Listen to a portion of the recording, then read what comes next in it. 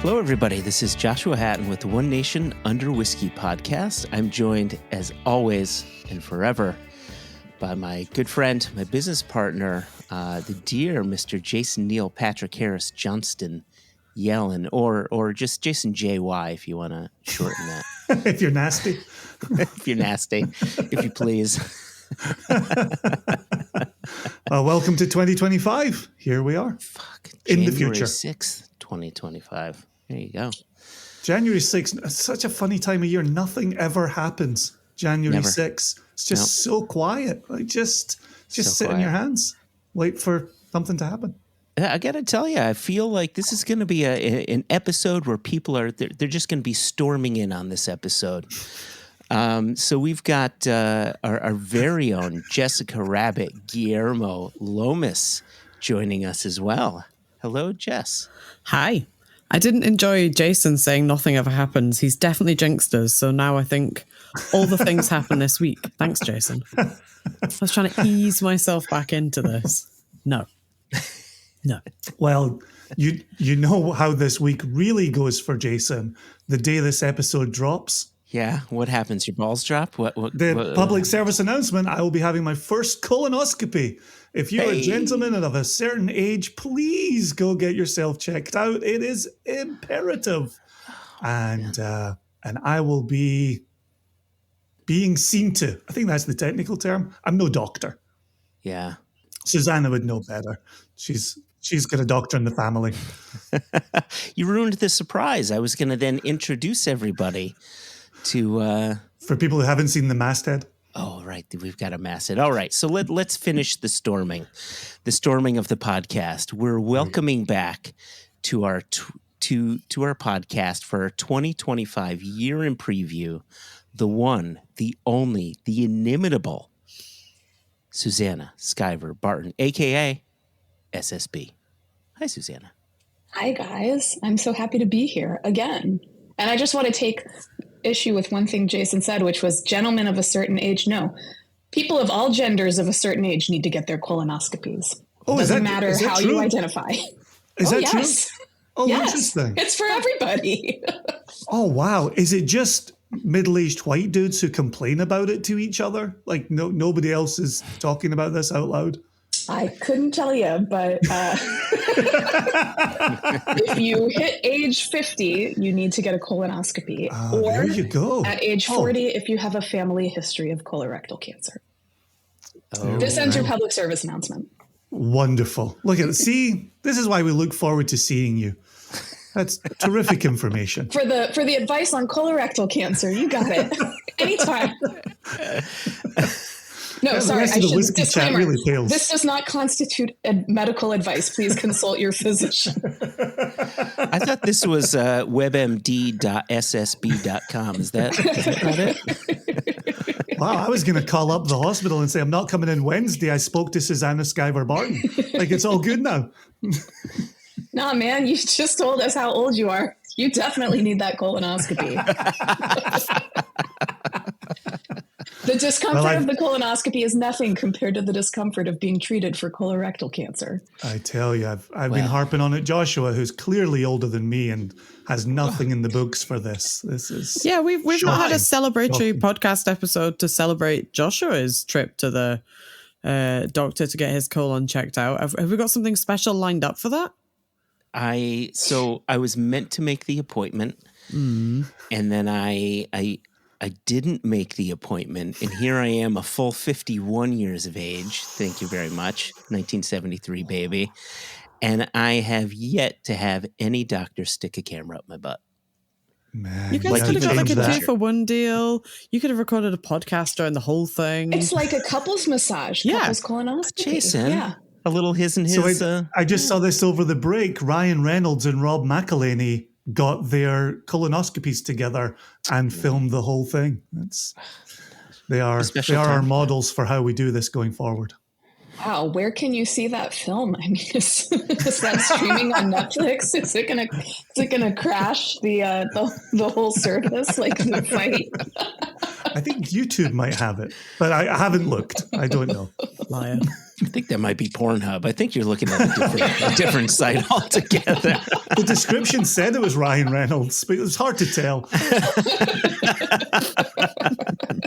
He had 6 fingers, right? That's all I know. Should we? All right. Why are we here? Public service announcements aside. We're here to discuss whiskey and what whiskey may look like in 2025 and moving forward. And I remember last year, last year we started off the podcast saying, did we all do our homework and listen to, the previous year's episode to see if we were correct or incorrect? And I think we all agreed, no, none of us did the homework. And I'm here to say that I did not do that homework either. But, oh boy, Do you know the best part about previews, though? Yeah. It's not looking back, right? Just being a superhero walking away from an explosion. Just keep going into the future, right? Just keep making previews, predictions. Never look back. Never look if they came to fruition. Isn't it the super villain that doesn't look back at the explosion? No, you haven't seen My Spy. My Spy is, primo. Highly recommend. I was going to say that we have listeners to keep us checked. We don't need to do the homework. They will write in and frequently do to correct us. So I've just reached a point where I'm zen with whatever telling off is coming. That's fine by me. I certainly hope that any listeners who do go back and listen to the 2024 year in preview tell us what we got terribly wrong. I mean, I did look at my notes from last year to see what I intended to talk about, but do you want me to? I think, and I recall that we talked about things like insane bourbon pricing and international markets for bourbon and all the bourbon being made, and I have some things to say about that for this year too. Yeah. But so it's with that in mind, I feel as if we started off the year still in this mode of, oh my gosh, everybody's buying all the things, and shops are, continue to put $1,000, $2,000 price tags on Pappy this and Blanton's that, and whatever. Like, it was just, bourbon was crazy. And every store imaginable had at least 60 barrel picks that they had and hoped that people would buy. And then as 2024 sort of ticked along, I think the industry took a left turn that I think took some people by surprise, maybe not everybody by surprise, at least how fast it was. And so my initial question to you, SSB, and I'd love to hear from anybody else, but did you see, did a bourbon bubble burst? Is it bursting now? Is it a correction from, an insane COVID? And this is what bourbon looks like today is what bourbon should have looked like in 2020 if there weren't a COVID? Like, what are your thoughts on that aspect? What a simple question to answer. That's a quick start for 10, are welcome. Right? I think bourbon is just at the beginning of a really serious downward moment. I'm not going to call it a bursting of the bubble. I think there are a lot of small bubbles in bourbon right now, even down to like the individual distillery level or individual brand owner level. But I do not think that like bourbon as a whole is going to just pop and then deflate and then go nowhere. Like I believe in the enduring appeal of it as a beverage to a large number of drinkers. Mm-hmm. But there is so much of it that there aren't enough drinkers out there to buy it. Certainly not right now. And I think we did talk a fair amount last year about the potential for overseas markets for bourbon and how those are not really all that developed. I think a lot of especially the big bourbon makers have been hanging their hats on developing those markets, and they have not come along yet. And there are numerous reasons we could talk about why, not all of which I even know, but like a few that I could point to. And so for now, the domestic market is still kind of the big segment for bourbon drinking, and sales in the domestic market are plateauing to declining. So it's not a good moment. Even as distilleries continue to invest in production, lay down more barrels, expand, or new distilleries pop up, a lot of whom have built their business models on contract distillation. Sure. But the contract market is flooded with opportunity and producers and mature barrels now, to such an extent that like anyone who's entering the game now, hoping to sell their capacity to someone who wants to lay down a bunch of new make is years too late. They're years too late. And I know of distilleries that are essentially brand new, opened in the last 2-3 years, that are not producing anything at all. Oh, they won't admit that publicly, but they have no clients. They were counting on getting clients, and all the potential clients, had already signed on with maybe someone more established, or they didn't get the capital they needed because of interest rates, or they saw that the trends in the market probably weren't going to pan out for their business model, so they pulled back, or they rejiggered or scuttled their plans altogether. Who knows? But the long and short of it is, TLDR, there's a lot of extra bourbon out there. There was a report that I did not get to read the full amount of because you have to pay hundreds or thousands of dollars to access it. But there's a report showing like current inventory levels of bourbon and how it compares to projected demand. If demand goes up by a certain amount, if demand stays the same, if demand declines by a certain amount, even if demand goes up by, I think it was around 5% over the next 5 years, we would still have an excess of supply in Kentucky bourbon. Not maybe like a catastrophic excess, but still quite to the tune of hundreds of thousands of barrels. And there's no sign that demand is going up. In fact, all the data shows demand declining. I don't think anything's going to stop that decline. The decline might even accelerate. And we can talk a little bit more about that and how it relates to other whiskey categories as well. But yeah, there's a lot of extra bourbon. There are a lot of investors, so like private equity, who got into investing in bourbon at scale a few years ago when, like barrels of new make were going for $2,000, or I'm just making that up, but like going for big money. And then mature bourbon was going for even bigger money. And these private equity guys were like, great, let's go in. Let's pay for 20,000 or 50,000 barrels. We'll sit on them for 4 years, and then, we'll liquidate them and make this much profit. Well, 4 years later, like lots of people have done that.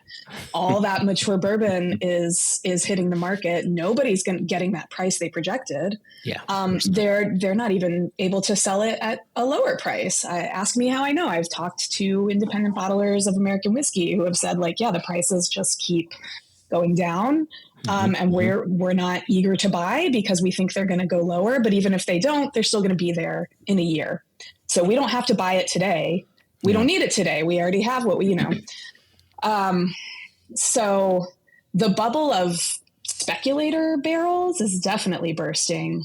And I think that that's probably a good thing. I don't think it was ever great for the industry long term to have just a bunch of like venture capitalists in there laying down whiskey that they don't care how it tastes. They don't care how it's matured. They don't care about building a brand. They just wanted to make money like that. That's destructive for an industry like ours that is built on, I think, personal connections and relationship a lot of the time. And it was certainly one of those ongoing conversations that we were having within Single Cask Nation, which was if you buy a cask at this price, and then you pay to have it bottled, and then you pay to have it transported to a warehouse, and then you want to try and sell it onto a consumer, your bottle price was getting so high that the proposition had stopped making sense. So the idea that you could just sit on barrels and magically sell them in the future for exorbitant fees never seemed to hold water in the moment. Unfortunately, the market was still climbing, and so people firmly believed they would continue to get away with it.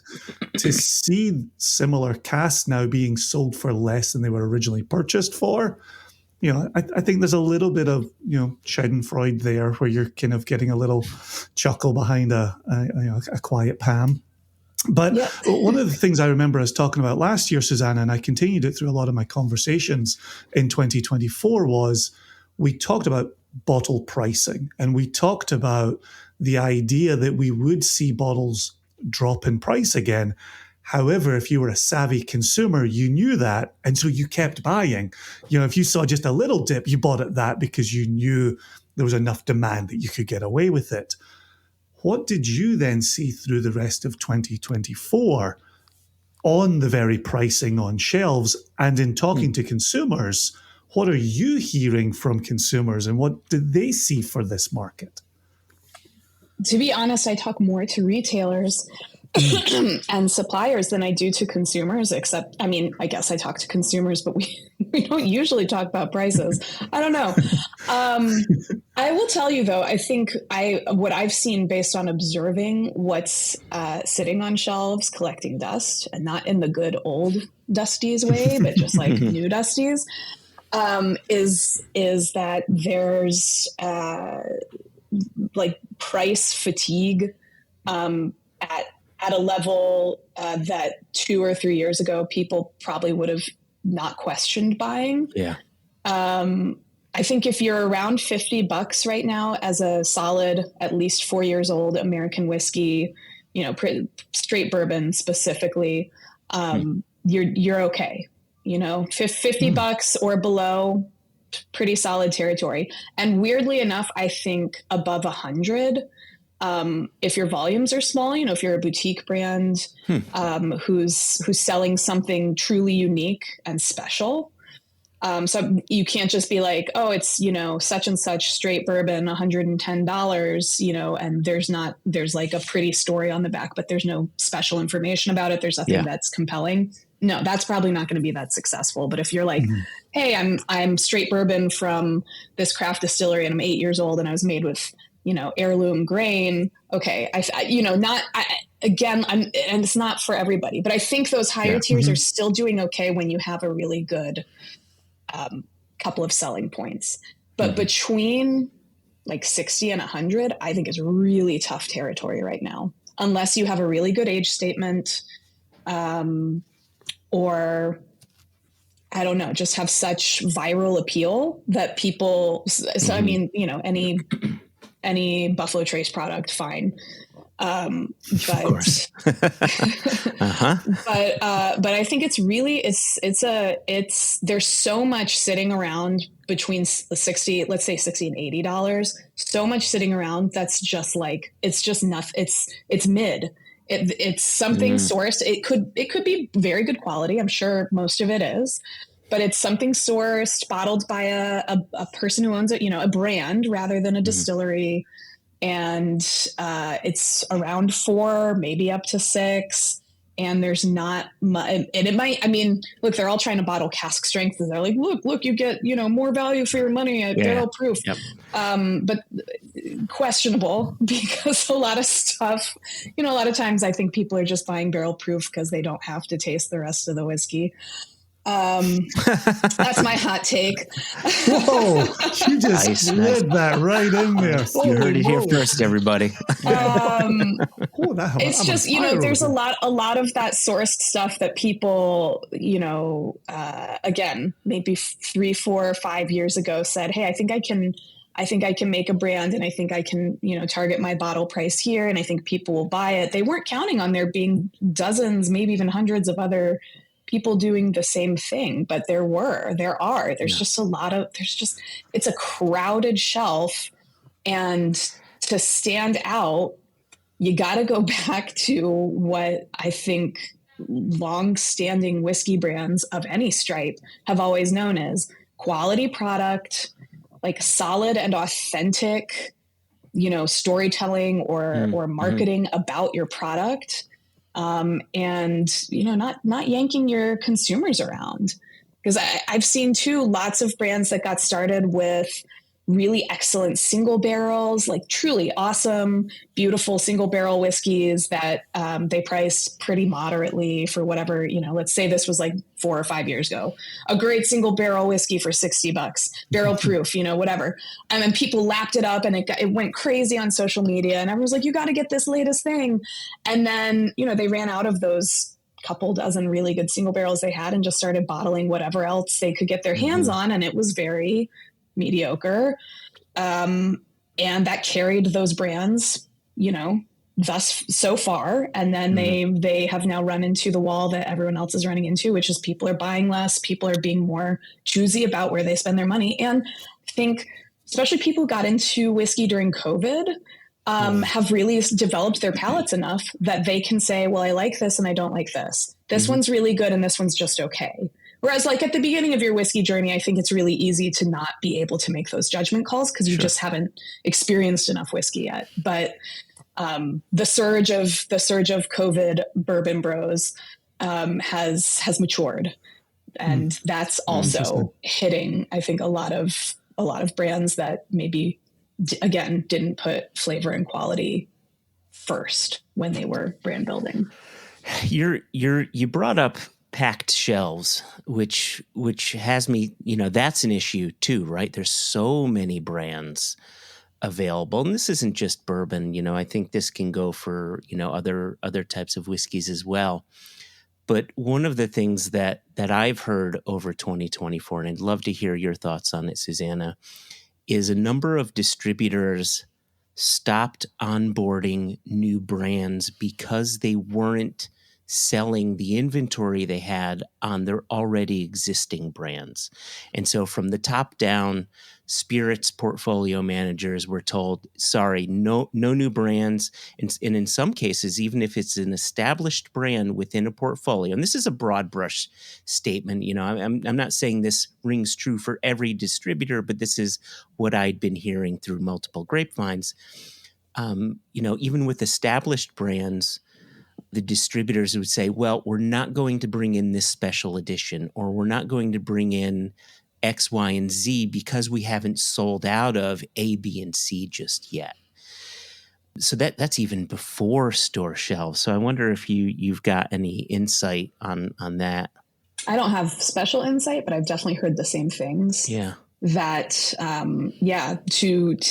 it's almost impossible to get on the shelf with a major distributor right now, because they, like you said, the shelves are packed, they're not selling at retail, and therefore the distributor is not going to try to push more onto their retail partners. I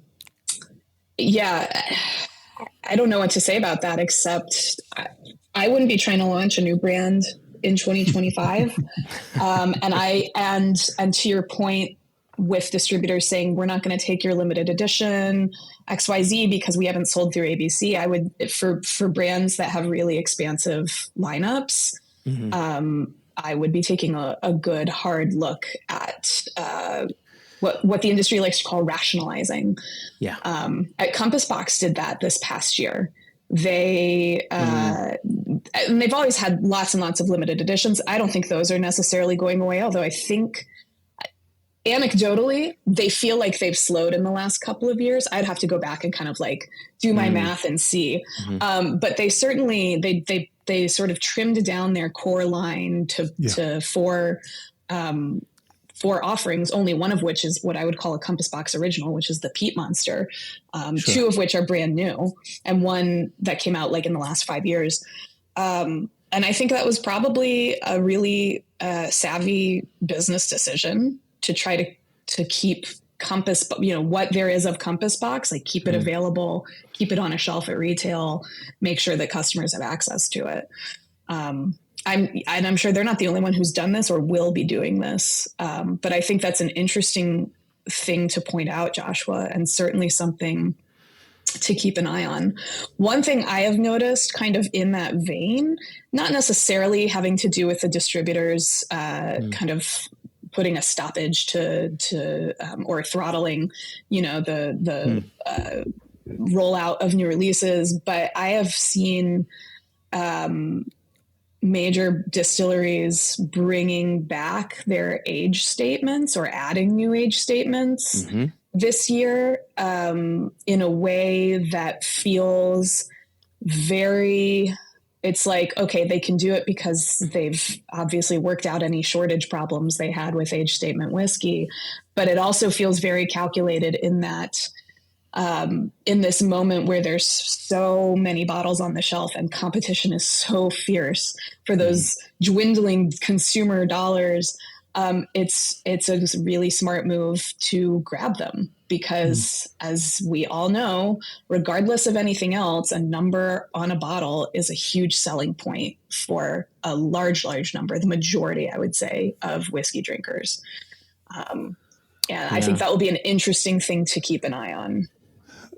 I want to circle back to a bigger question about America, but for Jess, as boots on the ground, and we were talking a little bit about bourbon in global markets and foreign markets and the growth. What do you see over in the UK, Jess, around bourbon? Do you get the sense that it's still in the ascendancy, or is it starting to slow in the UK? Are palates evolving, like Susannah's saying over here? I think it's a bit difficult. I mean, COVID. I'm definitely not at the forefront of pushing bourbon as a drink in the UK, not for any particular reason other than that there's plenty of other things to keep me occupied with. I think bourbon is really difficult here in the UK. Like the people that I know that are solidly very much into bourbon, there's not many outlets within the UK other than a mate who's going with a big suitcase to the US to get anything particularly super exciting.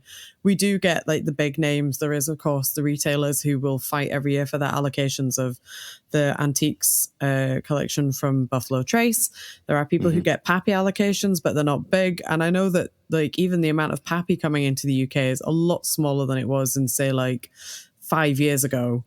And they're shifting their focus between putting it into on-trade. I was talking to a friend who runs a store, was saying the focus goes a lot more to on-trade rather than off-trade retailing. So, for example, every year Good Spirits here in Glasgow do a tasting, and the last one that we did, they said they had significantly less stock given to them. So I don't, and I know Matthew's probably listening, but I don't remember him saying there was really bottles to buy. Some years that I've been to their tastings, we've been, there's been a group of us, we've shared out bottles if we've won. They do a raffle system. It's very fair, which again, I think is part of the problem. If it's this highly scarce allocated stuff, how do you make that fair? That's not just a bourbon problem. We have the same thing with Scotch whiskey.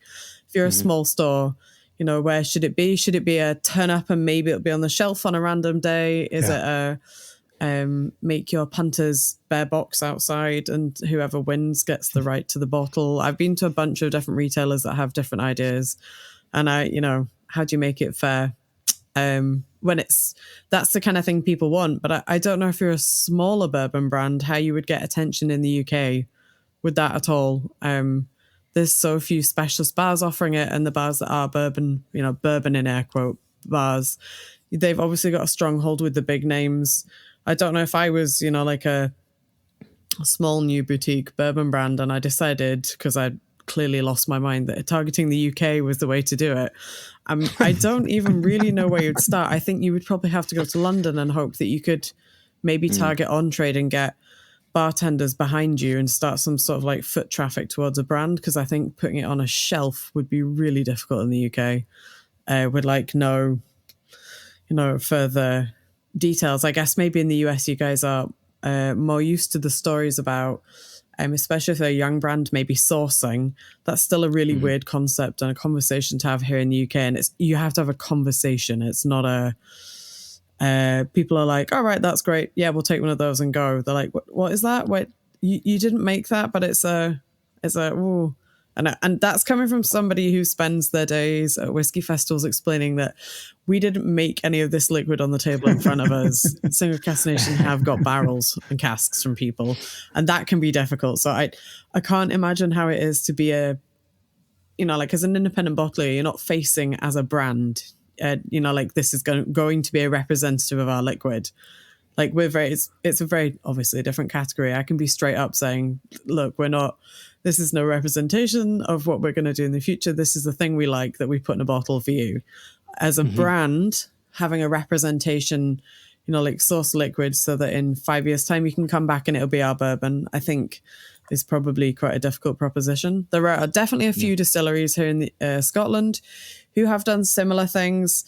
Notably, people like Rasi and Ardnamurchan had kind of while we wait projects, which were good. And I think if you are a young brand, you have a bit more breathing space to explain that. But in terms of bourbon in the UK, it's really difficult. I mean, I think the biggest American whiskey story that happened in the UK this year was really that Beyonce launched rye with some extremely tenuous stories. I can't stress this so much. I really want to try this. I do not know anywhere. So if you're a podcast listener and you know better than me, please tell me. I do not know anywhere in the UK that I could go and get a dram of it. I can easily buy bottles, no sweat. But there's not a single bar that I've come across yet in Glasgow who are proudly stocking Beyonce's Sir Davis at the front of the bar. And I really want to try it. It's got some interesting heritage behind it. There's a story. It's got a fairly solid background, and that's a massive. Thomas in the Bond didn't just grab a bottle. Thomas has already got it mixed in. I don't know something. He may not be a fan of the Queen Bee. That could be that. I'll tell him that tonight. But if that's a massive brand with a pretty hefty marketing budget, and they're kind of getting a bit of traction in the UK. I can't imagine what it would be like to try and be a smaller guy breaking their way in. I meant to ask you guys when it happened, was the Beyonce whiskey a massive deal in the US too? It was pretty big. Yeah. It was a massive deal. I think it was a massiver deal outside of whiskey person circles, right? So, I mean, it was certainly caused a lot of, stir for whiskey drinkers, but I think it was much bigger for people who don't currently drink whiskey but love Beyonce and might now be drawn into whiskey through it. I'm glad you brought it up, Jessica, because I also remember we did last year. I posited the question, and then later in the year wrote an article about why is there no Casamigos for bourbon? Where's the big celebrity bourbon?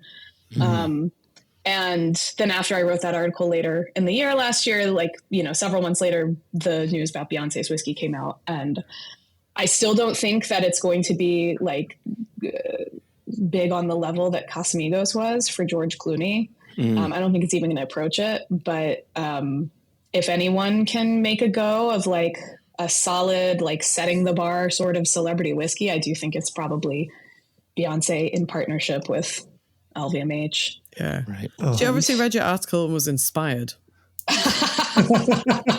Pretty sure it was in the works long before that, but I'm standing by for 2026 year in preview episode for us to be like, wow, this Taylor Swift this Taylor Swift bourbon is outstanding. I will buy cases of it.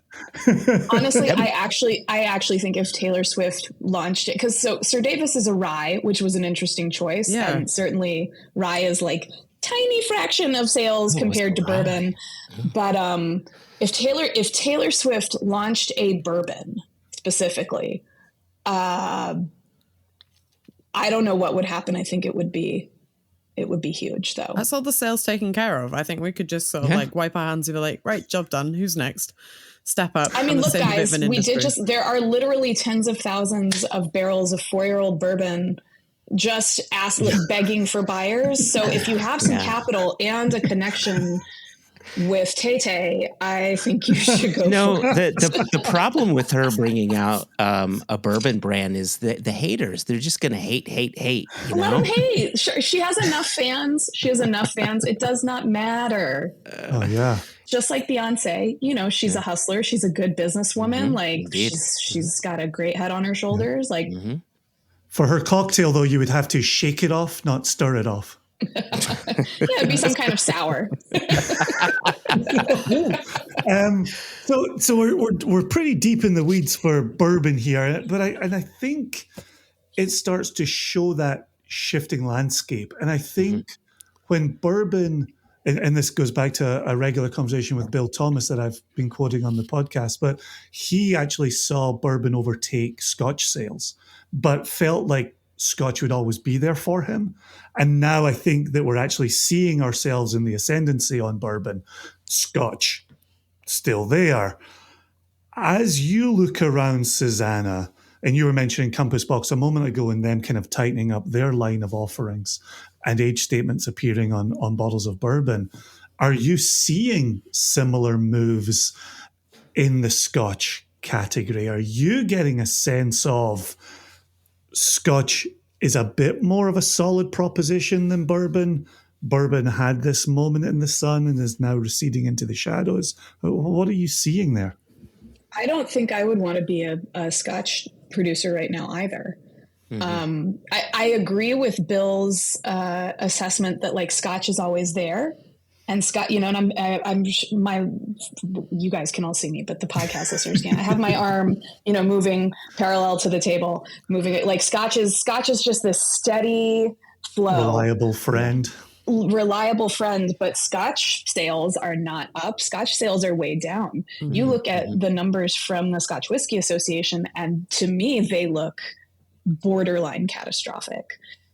Scotch whiskey exports in 2023 were the same as they were in 2013.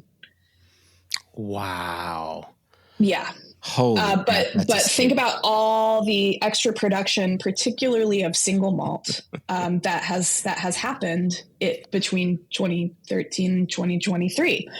So I don't know. I don't think a lot of bourbon drinkers who are stepping back from kind of the feeding frenzy of the last few years, I don't think they're necessarily turning to Scotch. I'd say most of them are probably not turning to anything. They might be drinking less. They may be going to something. They may be trying some cannabis alternatives. Yep. But for Scotch whiskey, and you guys probably would know many things I don't know as buyers and bottlers of it. It seems like there's a big puddle, if not a lock. Those words, you're triggering the internet. I can hear them running. That no one wants to talk about. Yep. Because they don't want to freak out their shareholders. But at some point, the piper will have to be paid. The line that I saw in 24 about the previous export was that value was holding even if volume was down. And I listened very carefully when you talked a moment ago, Susannah, where bourbon pricing up to about $50, you've probably got a pretty solid market. Above $100, you've got a bit of a market happening there, and somewhere in between. And I'm seeing something similar for Scotch in that as well, right? And one of the things we have talked about within Single Cask Nation through 2024 is the consumer is very price aware.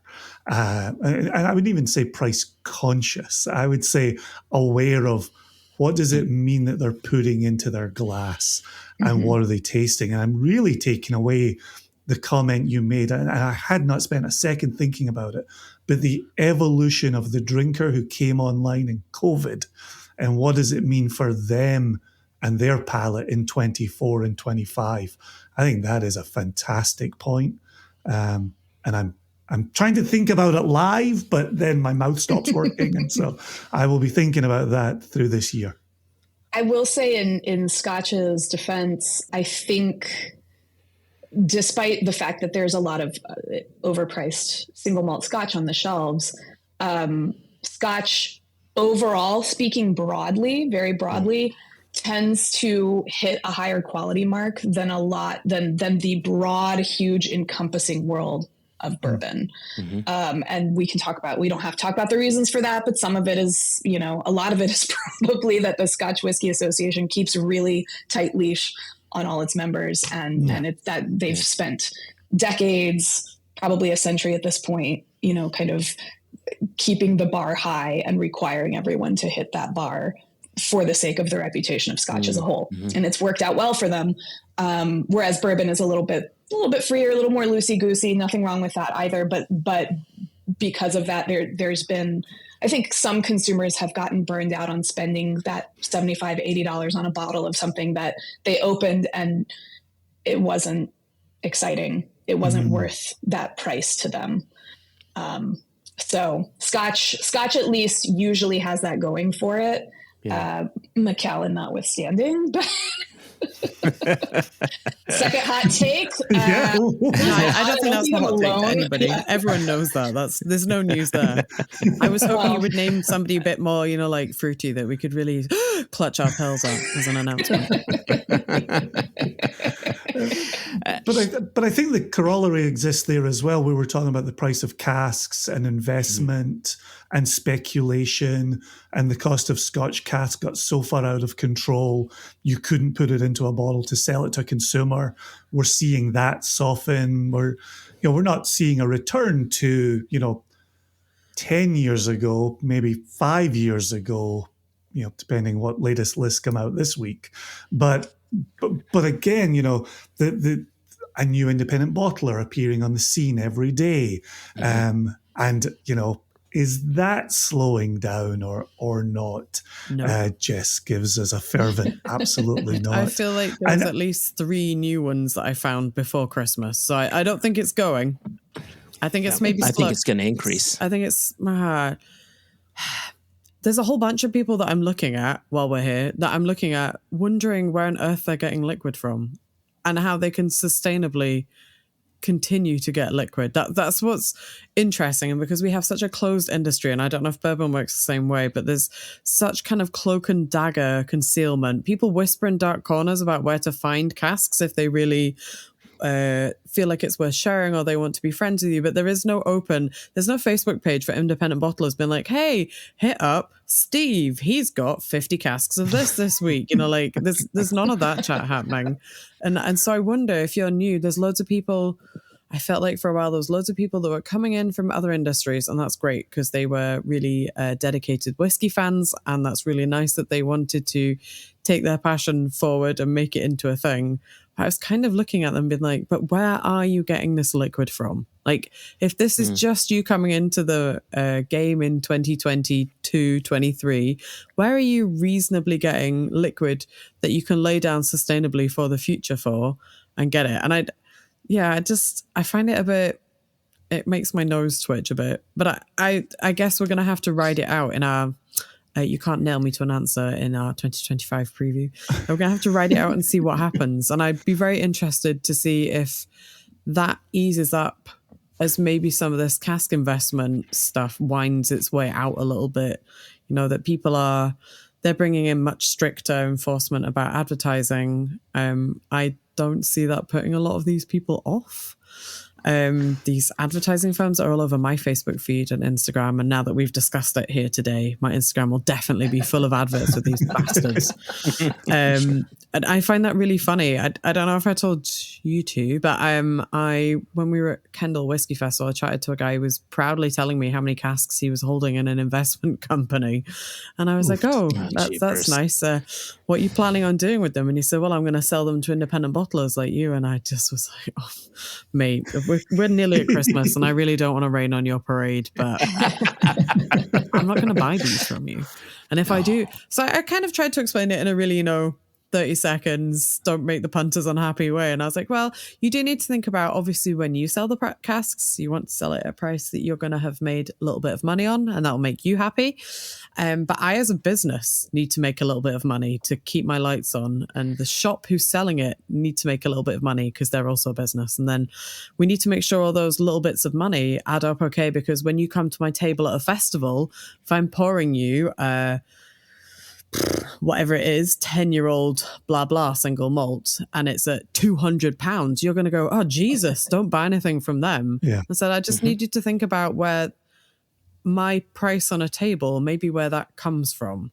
And so I think whilst you may find independent bottlers who will buy these casks from you, I think you need to be realistic about this, because the price that I think you're going to ask for this cask, an independent bottler is going to say no thanks to. And that doesn't matter whether a small independent bottler like us or one of the bigger guys, they're not going to want to pay your cask plus your 300% investment return, part of your 10-year exit strategy, blah, blah, portfolio words, you know, and I think that's quite scary.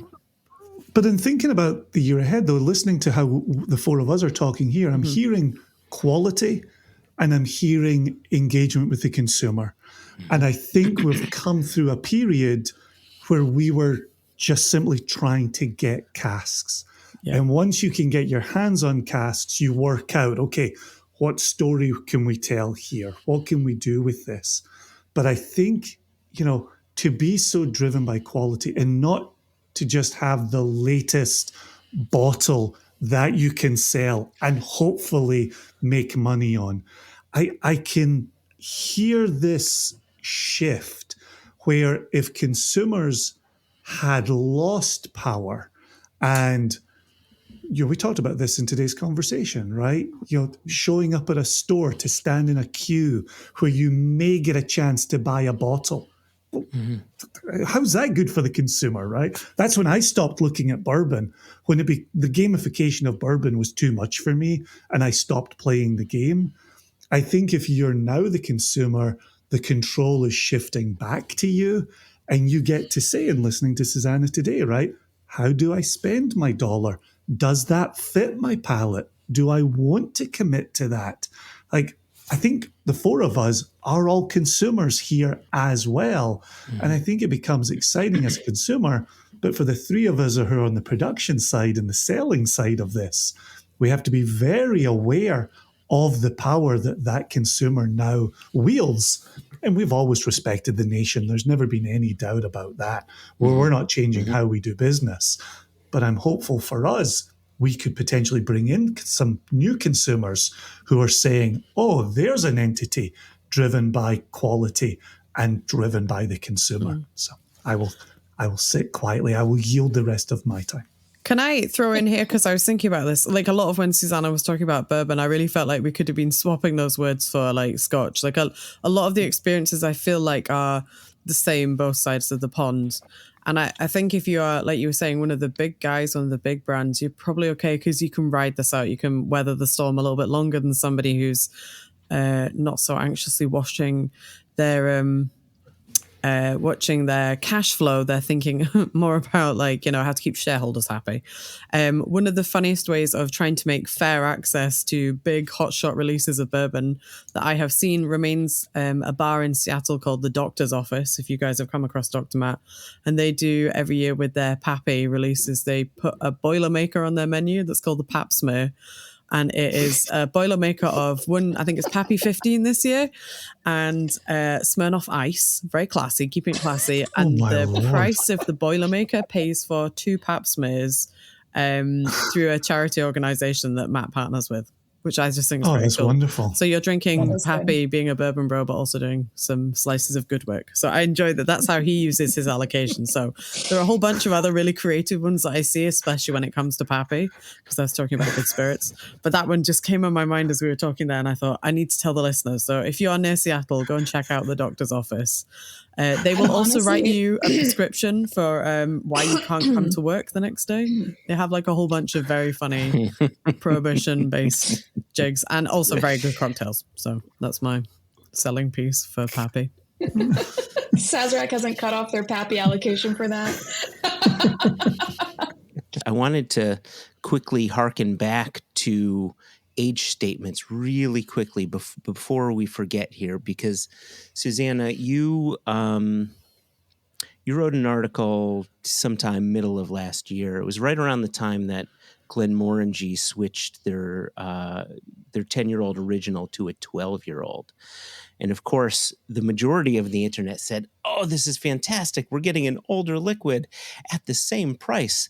Happy days. And you said, well, wait a second here. And so I wanted to touch on some of this. I wanted to bring in a good news topic, but that's going to come in a little bit. But first, I wanted to touch on this with age statements in mind. Yeah, ever the contrarian. I had to look a gift horse in the mouth. Yeah, I mean, so overall, no, it's not a bad thing to see Glenmorangie raising the age statement on original, but that was the hook for me saying, actually, though, why are they doing this? When original was 10 years old this whole time and selling great, it's one of the top selling Scotch whiskeys, single malt Scotch whiskeys rather, in the United States. Why would they be raising the age statement? Well, I think the answer is that they can, and they have a whole lot of whiskey because they expanded majorly around 2010, 9, 12. I can't remember. Maybe around I feel like it was maybe around 2009. And so, yeah, they've had a lot. They were responding to the boom in Scotch whiskey sales back then, and all that liquid they've been laying down has reached a dozen years of age. And so perhaps also in an effort to compete with the other entry-level single malts like Glenfiddich and Glenlivet at age 12, those are kind of the two top sellers. Maybe that's what Glenmo was doing as well. But I think overall it really pointed to a shift in Scotch whiskey availability. I don't know. It was it's a shift that I think we have to be paying attention to. And you guys as indie bottlers are going to have a really unique and interesting insider perspective on it that I will never have. But after I wrote that article that said, hey, I think this might not be great news for this reason. And the reason is an oversupply of aged single malt that has no one to buy it as of yet.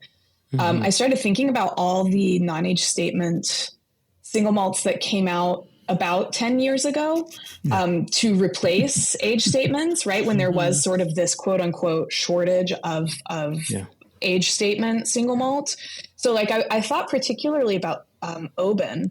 They came out with Oban Little Bay and they priced it higher than Oban 14-year-old. Initially, I think Oban 14 was priced around like $75 and Little Bay was like $90. And I think that pricing flopped spectacularly because they seemed to pull it back after, a year or two. But I don't know if Oban Little Bay is even still being made. I think it probably is because I don't think Diageo would just like cut it off. But when was the last time you saw it on a shelf or a menu, right? Like Oban 14 is still out there chugging along. It's a great whiskey. But I was like, huh. And I have done no even cursory, anecdotal like research or looking at shelves to see like what other NAS products might have perhaps disappeared or pulled back a bit in comparison to their age statement brethren. But if I did, I would not be surprised to find that the age statements are really back front and center with the NAS stuff taking a back seat. Why? Because now Diageo and everybody else has enough to resupply those age statements abundantly. And they know that those age statements are going to sell better than the NAS. Like was there ever an NAS product that came out and people just immediately were like, wow, this is so great. And they became lifelong fans? I don't think so. Octomore, maybe. No, but Octomore does have an age statement. Oh, that's right. Octomore does have, it's 5 years. Octomore famously is either 5 or 10. Like that's the two. They spent a long time saying we'll never do it older, and then they started dropping 10s. So I don't buy that either. I think when is Brook Laddie going to get back to the 10-year-old classic Laddie instead of the NAS one? And hopefully soon. Well, I just love knowing that we've got listeners shouting at this recording right now with their beloved NAS. Please email us info@singlecastnation.com. I would love to know. Yes. Absolutely. Yeah. I have like a couple of points here before they fly out of my head because you keep making really good ones. First of all, from my days of retailing, which admittedly now is a long time ago, Talisker Storm was always pretty solid. From the second they introduced that. So I would counter that as my strong entry of NAS that I think does stand on its own, unrelated to it. I think Talisker Portree, not as good, but Talisker Storm I quite liked. The Darkest, I could take it or leave it. I think sticking within Diageo, Mortlach, famously in the UK, they stripped all the numbers off And we had these stupid, like, rare old, and they did apologize. There's an actual apology, and they've shoved some numbers back on Mortlach. So I think there are examples. I think your Oban one tickles me because Oban is really not marketed here in the UK the same way it is to the US. Like, I can't tell you the number of Americans that come over asking for Oban. And once we've established we are talking about the same distillate, it's really like it's got its fans here in the UK, but definitely not in the way they have pushed it into the US, which I think is very interesting. That's clearly a decision was made a number of years ago. And I'm sure there will be historians listening to this that can tell me why Oban was pushed to the US in a way that it wasn't done here, or at least not as outwardly here as it was. So that's my Mortlach did the dance, and of course Macallan famously did the dance with the colours, and perhaps some mean people have called them the stripper range. And then Macallan, are you calling me mean? Jess. So they have numbers back on them. I also wonder if, I think your point is a very solid and probably the most accurate one about it's because they have loads of liquid that they can put higher numbers on.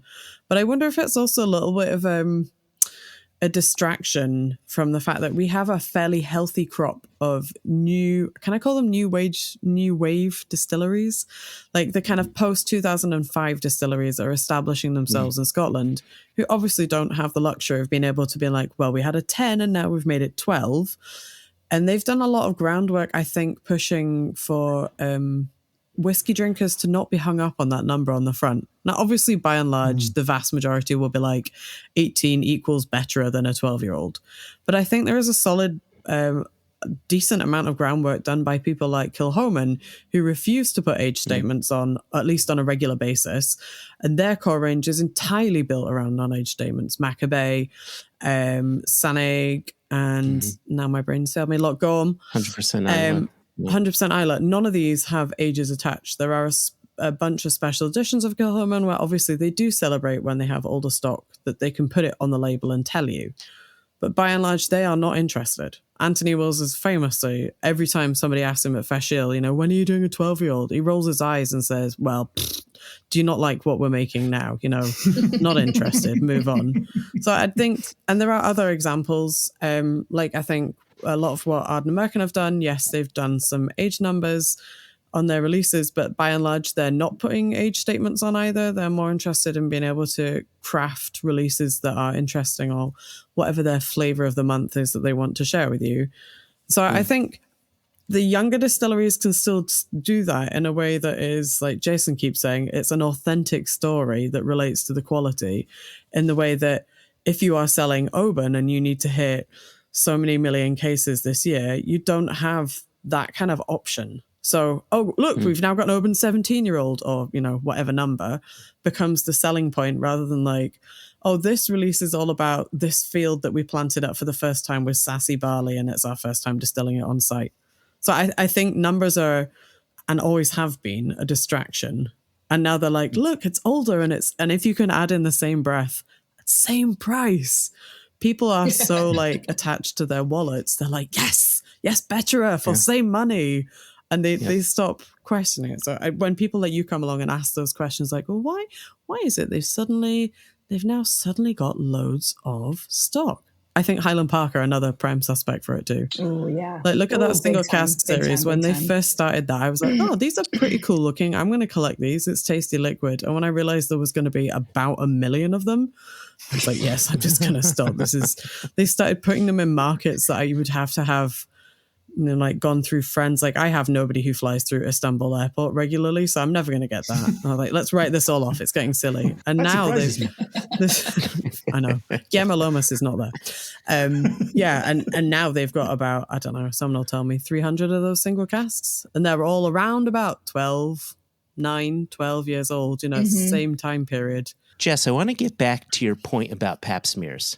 Of course. And really the medical professions in general, but specifically, speaking of generals, the Surgeon General, and it was just, last week, 2 weeks ago, whenever someone listens to this podcast, it'll be sometime in the past where it was announced the Surgeon General here in the U.S. wants to have a mandatory warning on any bottle that contains alcohol that says, hey, you could get cancer if you drink this stuff. Not dissimilar from the government warning that went on cigarettes. And so SSB, I would love to hear your thoughts on this. Is it definitely happening? Yes or no? How do you think it will affect sales, if at all? Like, will it be like a parental advisory on records where, it increases the sales, what are we to expect here? I think it will happen eventually. I do not think it will happen soon. Okay. A couple reasons. It took a really, really long time for them to put those warning labels on cigarette packs. I looked at it. It was like 1984. They started warning you about cancer on cigarette packs, but they were having conversations about this, right, in Congress, like 2 decades before then. And certainly people knew for the entire 20th century, if not longer, that there was a link between smoking and death. Because my grandmother, who was born in 1918, called cigarettes coffin nails. So I think the apparatus of the United States government and lobbyists will keep this from happening soon. But I also think it probably will eventually happen because there is a link between consuming alcohol and cancer. And a lot of people don't know that. But it is an important thing to know. It's also important to know that the majority of people who drink alcohol don't do so at levels where it creates a substantial increase in your risk for most of these cancers. So I happen to be married to an oncologist, and I haven't talked to him at length about the Surgeon General's announcement. But we certainly talk about cancer a lot because that's his daily work. Yeah. And I asked him, I was like, help me understand what we know about the link between alcohol and cancer as compared to the link between tobacco, nicotine, and cancer. Because I feel like I've known my whole life from, consciousness practically. Whereas the alcohol thing definitely seems to have made its way into my consciousness much more recently, certainly as an adult and not as a teenager. Mm-hmm. And one of the bottom lines that I took away from this very brief conversation we had was that it's really heavy alcohol use that corresponds most closely to these great increases in cancer risk. So if you're a moderate drinker, which is 1 at most 2 drinks a day, I think your risk level is far lower than if you are a heavy drinker who's having a 6-pack every day, or the equivalent thereof. Mm-hmm. So I don't even remember what your original question was, except what do I think about this? I don't think it's a bad thing that people are aware of what causes disease. I think it's good to. I think the more knowledge individuals have, then the better they can make decisions for themselves. I think the industry is going to fight it really hard. It's expensive to implement something like this. And of course, it probably in the long run leads to decreased sales. Certainly, there's a huge fear among alcohol producers and sellers of this neo-prohibitionist movement that seems to be small but vocal, that of scientists or policymakers who say any amount of alcohol is bad and you should not drink any alcohol, and probably ultimately want to outlaw the sale of alcohol again, which we all know how that went the last time. I think that's a valid fear, and it's certainly something worth pushing back against, both as a consumer and of course as if you happen to work in this industry. But I do not think it's a good look to push back against informing people that the product you sell might cause them harm. Now, on the other hand, if we're going to add cancer warnings to bottles of alcohol, I think we probably could make an argument that we should be adding health warnings to other products that no one is talking about yet. Any number of foods or soft drinks could carry such warnings.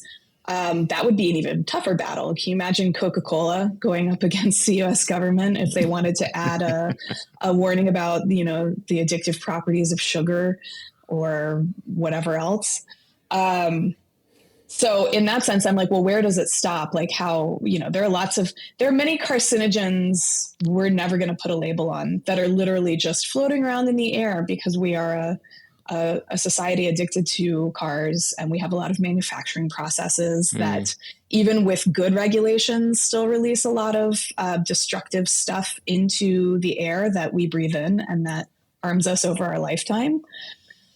But alcohol is a really easy scapegoat, and particularly for people who see the real harms that it does in individual health, and in more, I think, pertinently for the Surgeon General in terms of public health.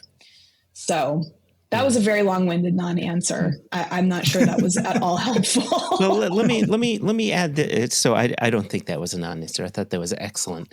I want to add on this point to it, though, and I certainly do not have the specific numbers on this.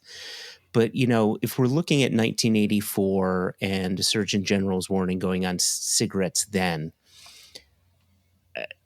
cigarette sales didn't really decline significantly until the sin taxes were put on them year over year over year. I quit smoking in 1991.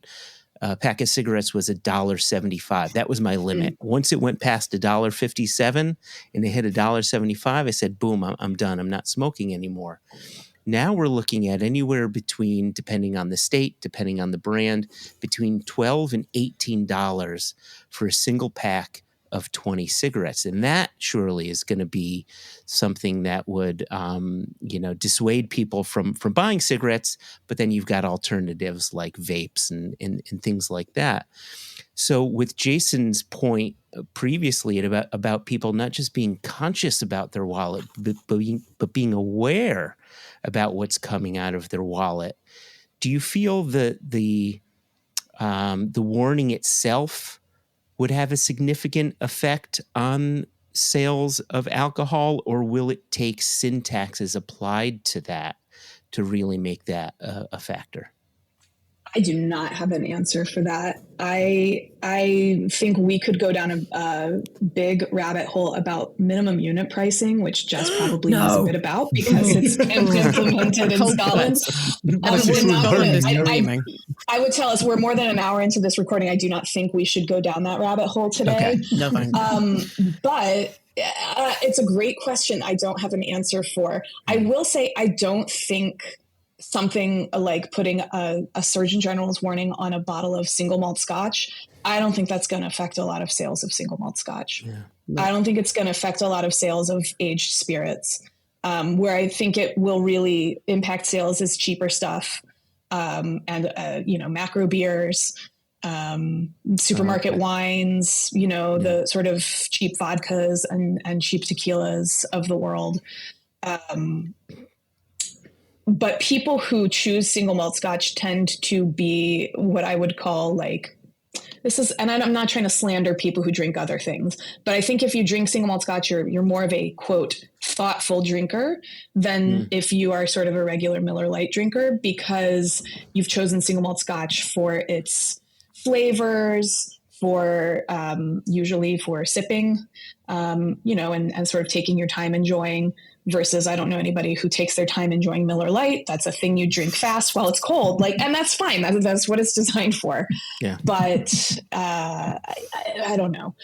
Again, with sales declining across the board as they are of all spirits and really of all alcohol in general, I don't think this. I think if somehow the Surgeon General could, wave his hand and implement this in the next 2 weeks before the administration changes, and it would show up on bottles, starting in February.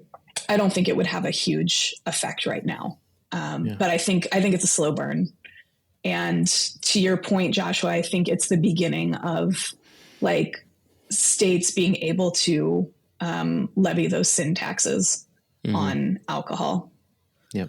The way they did on cigarettes. Whether or not this happens in the US anytime soon, it is actually happening in Ireland, in the Republic. In 2026, there will be a legal requirement for them to have this labeling about, well, it's obviously not the Surgeon General here, but about the linking of alcohol consumption and cancer. So it is already happening, and it wouldn't surprise me if we don't see that happen in more European states, maybe before the US get around to putting it on their books.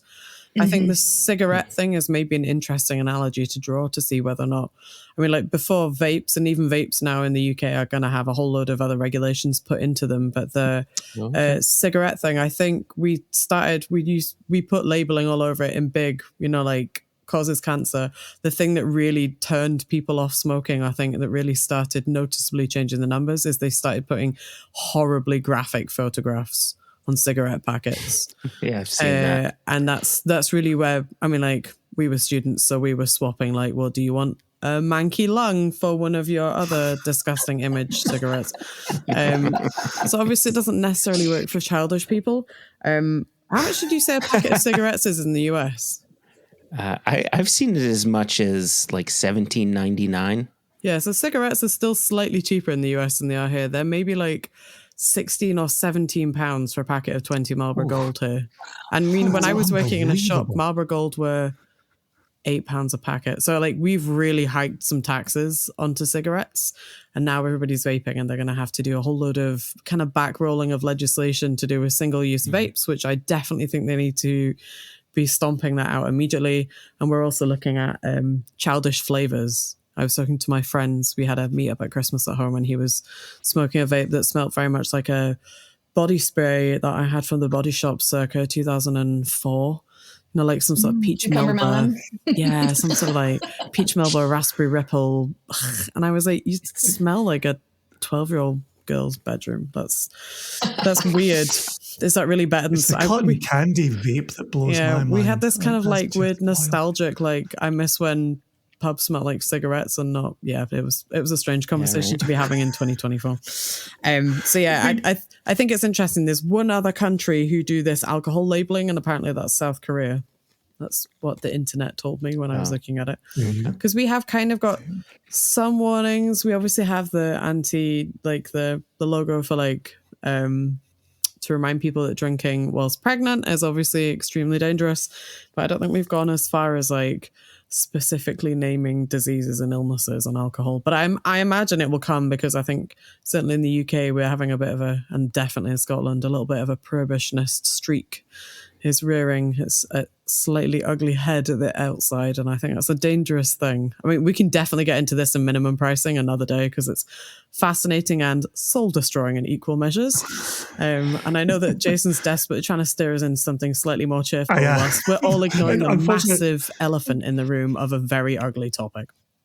Yeah, and again, like time just flies when we do these previews here. Yeah. Do you still have a few more minutes to discuss, Susannah? Yeah. There's something big coming. Well, just when we're looking over the government's shoulder, I think for all of us, since we had the election in November, we've probably all been bombarded with the same question about tariffs. Will we see the return of them, the extension of them? How quickly? How soon? Like, honestly, we were heading into the holiday period. I happily stuck my head in the sand, paid no attention to the ongoing conversation. Now we're back out in the harsh light of a January day.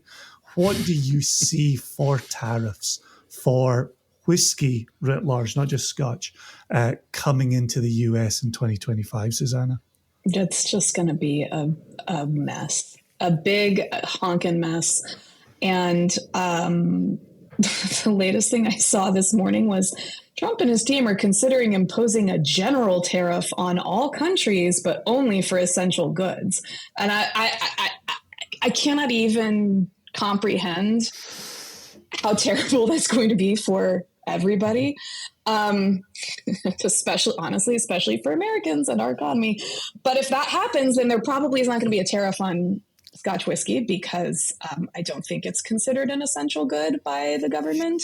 It's, Okay. it sounds like it's going to be more things like we'll need it. commodities and I don't know, food perhaps, but Scotch is a luxury good and was specifically targeted as a luxury good in that round of tariffs that were implemented during the previous Trump administration. But I do not think that whiskey is going to go untouched in the next 4 years by tariffs one way or another. If Scotch manages to escape, those tariffs from the EU on American whiskey into Europe are set to come back into play this year. Yeah. Yep. I don't see that not happening. I think, again, like God love the bourbon producers, but who's going to be drinking all their extra bourbon because it's not going to be Europe, which I think, is perhaps a big hope because it's a very mature market for spirits. Plus, okay, China, not if we're tariffing the hell out of China, they're not going to be taking American whiskey. And I think last year we talked about India. India already imposes its own really expensive tariff on imported spirits. So it's a possibility, but it's not going to be the savior of the entire industry. So it's just going to be a really ugly year. Tariffs plus bourbon oversupply plus declining sales. I hope everybody's got, double undies on. It's just going to be a rough ride. So you're saying it's time to get into the underwear industry. That's what I'm hearing from this. Okay, everyone's now wearing 2 pairs of underwear. Underwear Nation coming your way soon. No, I don't have any answers. I would love to stick my head in the sand about this, but it stresses me out every day. And I'm a journalist, right? In terms of direct effects on my day-to-day livelihood, which is not super great anyway, but it's nothing compared to people like yourselves who are importers of a good that has been tariffed in the past and could easily become tariffed again. I just have super anxiety about it because I think it's just going to absolutely destroy the shreds of our economy. Actually, no, our economy is doing pretty freaking great, but I think it's going to absolutely crush it. Yeah. Tariffs are there's nothing all economists agree on except how terrible tariffs are. Well, and they become a race to the bottom, as you were just suggesting a moment ago, right? You don't get to apply tariffs scot-free. They come at a cost. And whether that's a cost for the consumer in the country receiving the tariff, or it's producers trying to send product overseas into burgeoning markets at higher expense. It's everybody. The cost is borne by everyone, and it's just which segment bears it the hardest, the worst. I'm curious. I have a question for you guys. I mean, with the prospect of tariffs resuming sometime in the near future, are you front loading your pallets coming over? Are you trying to pull in just a bunch of stuff for the year that will at least maybe see you through most of 2025? I think the good news on that front is the way we want to run business in 25 and beyond already sees us bringing in stock to be prepared ahead of OND, and you can't bring it in soon enough. And so moving production to take that into account may very well protect us in 2025 in uncertain tariff times. They ultimately get you though, right? You can't get far enough ahead if the tariffs remain in place, which is why all that time with extra, we were looking and paying very close attention to when are these tariffs going away and how do we move production to take advantage of that. Now we're just on the opposite side of that. So I think the answer to your question is yes, we do have some front loading in place, but they're going to bite us eventually. The internal conversation for us is how do we protect ourselves going forward? And what was successful previously in protecting ourselves with tariff was taking on the burden and protecting the consumer. And unfortunately, letting the consumer know that we were taking the bullet for them. So honest, open, upfront, transparent conversations about what's really hitting us at a time when we're trying to put interesting quality product into a bottle to sell to you at a good price. I wanted to bring up one more topic here, and hopefully, and I touched on this earlier on, that I wanted to have a little bit of good news, and I hope this is good news. But the end of 2024, there was the announcement that American Single Malt is now an official category, and come January 19th of 2025, it's official. There is American Single Malt. Can we talk about the possibilities for that category of whiskey moving forward now that it's become official? Yeah, I mean, I think it's not going to make much difference at all in domestic sales because the officialization of the category, while something that is exciting and should be celebrated, doesn't matter to the average consumer at all. Like, no one outside of the real whiskey nerd community could even tell you anything about what makes bourbon. Yeah. They're not going to know the first thing about American Single Malt, and it won't matter to them. It doesn't change their buying habits that now there's at least like a government rule about it and you can't sell it if it doesn't meet these criteria. So I don't think it's going to make a big difference in that arena. Where I think it might matter, but I don't think it's I think we're gonna have to wait a few years for it to matter much because of the thing we just talked about. I think it's going to matter for international sales, that now there is a stamp of approval from the US government, so that when trade agreements are being worked out, or even it doesn't even have to get to that level, when American whiskey companies that make single malt are talking to Australia or the UK or Japan or wherever and saying, hey, we want to sell this product in your country. And that country says, well, what is it? Like, is this even a thing? How do we even know that, it is what you say it is? They can say, look, no, we meet these standards. The government had to approve our label and our application, all of this. Like, the US government says we are this thing that is recognizable to the rest of the world. The rest of the world, the rest of the whiskey drinking world, I think has a much easier time accepting and understanding American Single Malt than American whiskey drinkers. We are a one whiskey country, and that whiskey is bourbon. Even explaining to people what rye is still a battle. Explain to people what single malt. They're like, oh, so it's American Scotch? No. And yet, sure. Shall we compete? Like, let's compare it. Yes, it does these same things single malt Scotch does, but slightly different. Here are the slight differences if we want to talk about those. So I don't think it's going to make it all a different. Like, it's still really hard to sell American Single Malt to Americans. It just is a lot of education, and most drinkers don't have time or desire to be educated when they're picking out their whiskey for the week or the month. So it's still going to be an uphill battle for distillers.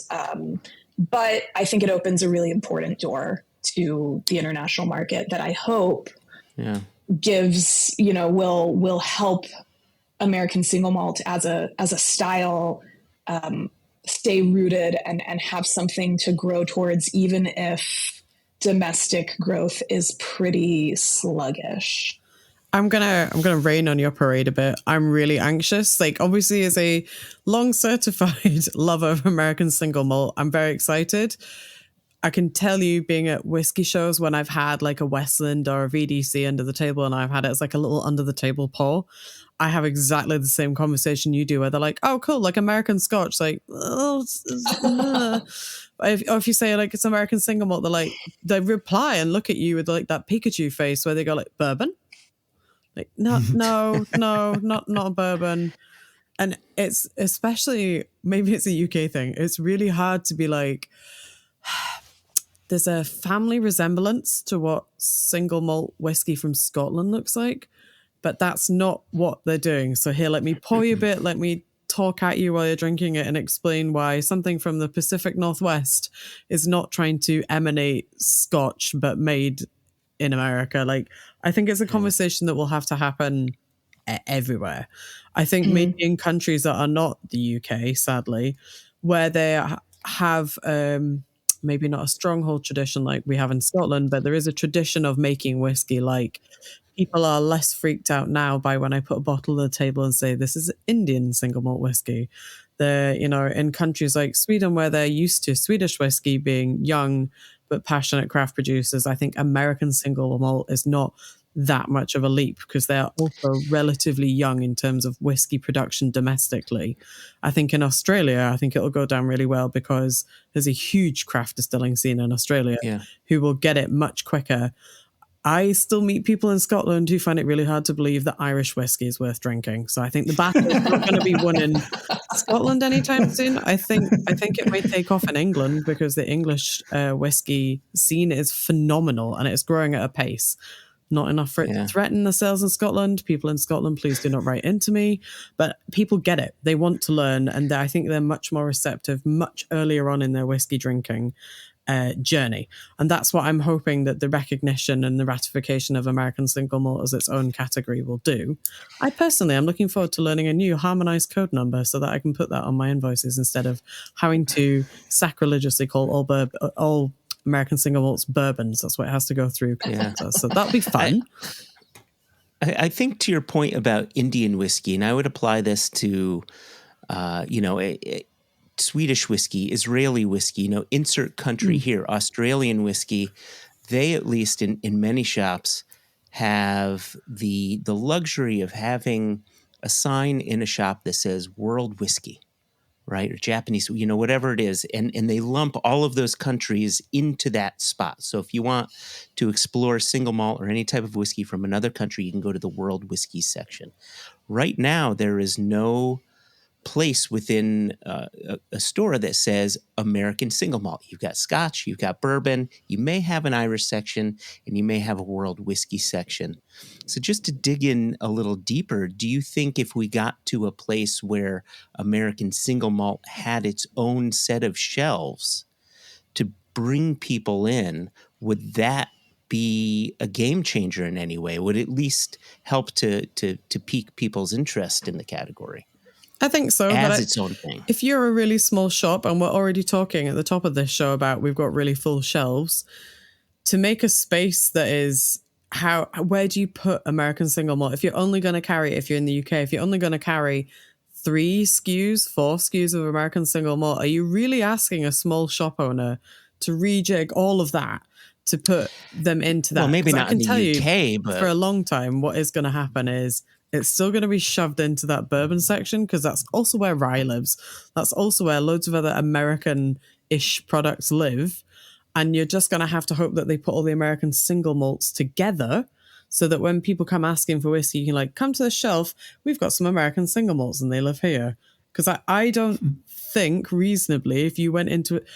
I think if I went into a shop wanting specifically to be that one person of a million that have gone in saying, show me your American single malt section, I would still expect it to be with the other American products. I would not expect to be walking over and, jiggling between, there's Indian, Welsh, Japanese.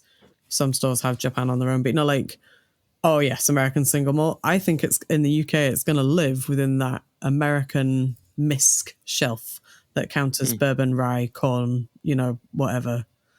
I think that's where it's going to be. You're just going to hope that there's a decent stronghold on a shelf of American single malt.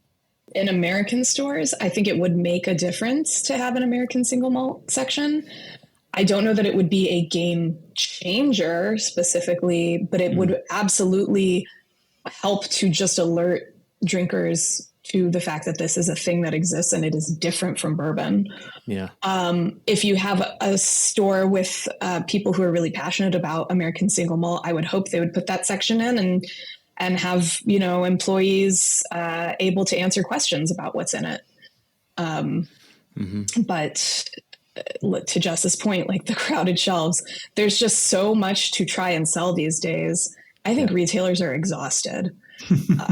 Even the ones who truly love whiskey and have a deep passion for it, I think are just totally, totally exhausted by all these factors that are playing into them having way too much on the shelf and it not moving quickly enough. Yeah. I feel like maybe I've rained on the cheeriness of the American single malt announcement But I'm still genuinely very excited about it. You know, like I'm As am I, yeah. excited to go and annoy some people and be like, let me tell you about this new thing. This is exciting. Let's try these things. I think it's a really encouraging thing that it took a relatively short period of time for this to happen. I know everyone felt like it was an interminable process, but it was less than a decade that this was in the works. That is... I'm far less than a decade. I love how positive that is. It was less than a decade. I can't remember when they first made their application to the TTB, but it was not 10 years ago. Yeah. And it made its way through, several comment periods, and whatever internecine workings at the TTB have to take place and to finally become official. And I commend the tremendous effort led by Steve Hawley in large part, but with all the energy and effort of dozens and dozens of American single malt distillers and bottlers like yourselves. I commend them all for getting it done, to the extent that you can control these things outside of the little world of the TTB. Like it's amazing. And that is very encouraging. There is still a huge amount of energy.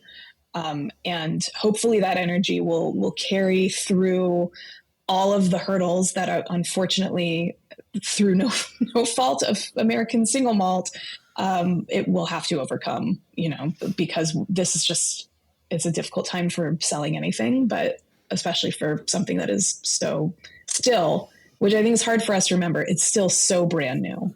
Yeah. And actually that was one of my key takeaways from the episode we did with the producers on the day of the announcement, the big announcement, was this isn't the end, this is the beginning. Yeah. And I think for all four of us, we've all been engaged in whiskey education for decades. Mm-hmm. And I think if we can now point at the ratification of a category, it makes our role in educating about that category 1 degree easier. And I think if you are a producer and you do have people coming in to your distillery, your job is made 1 degree easier by having this on the books, and you're not trying to sell people on something you've created, right? Not just the physical creation of this, but even a category that you've created. Right now, the government has said, yep, that exists in the world, move on. And to your point, Susannah, I keep trying to rethink, and it's so difficult, but at all points here, we are just a blip in the time-space continuum. And as we're trying to make grand statements about where's bourbon right now, right? Well, how does that change where bourbon was in the 80s, and will it return? It's like we're always discussing our industry within such rich historical context. But when we peek into the future, what do we have, right? All we have is the history to build on top of that. And so in listening today and discussing today, I'm as I tend to do in these conversations, I'm thinking about my ongoing role, my ongoing responsibility. And it's educational, and it's remembering that we occupy a niche of a niche of a niche. Yesterday I was watching football with one of my kids, and Fireball ad came on, and he was like, oh, there's Fireball, Dad, there's Fireball. And I'm like, yeah, Fireball, not even a whiskey. And I used, scare quotes, not even a whiskey. And he just rolled his eyes. I'm like, it's 33% alcohol. And he's like, Dad, I'm not engaging. I'm like, okay, back to the football game. Okay.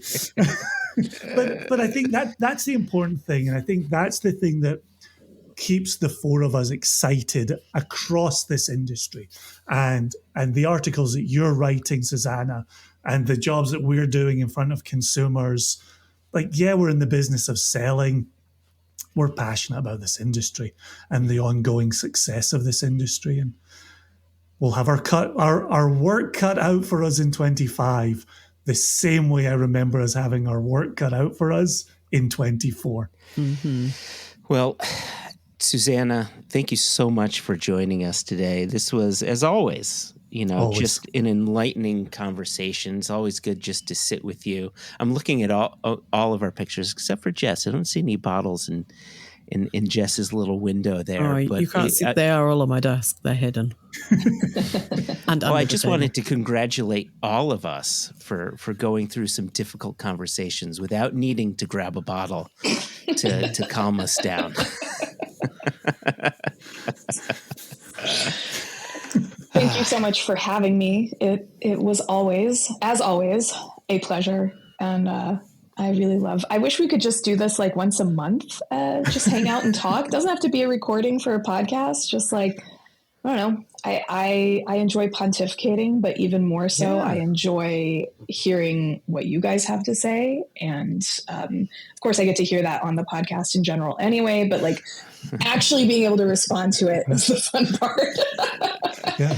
Man, if we had a conversation and didn't record it, that would be like going for a walk and not recording your steps. That hasn't really happened, Susannah. Like, this is only real because we recorded it. I forgot that. Sorry. My bad. Well, I'm down for a virtual dram anytime. Awesome. Anytime. Agreed. Awesome. Cheers, Susannah. And Cheers. Happy New Year. Happy New Year, guys.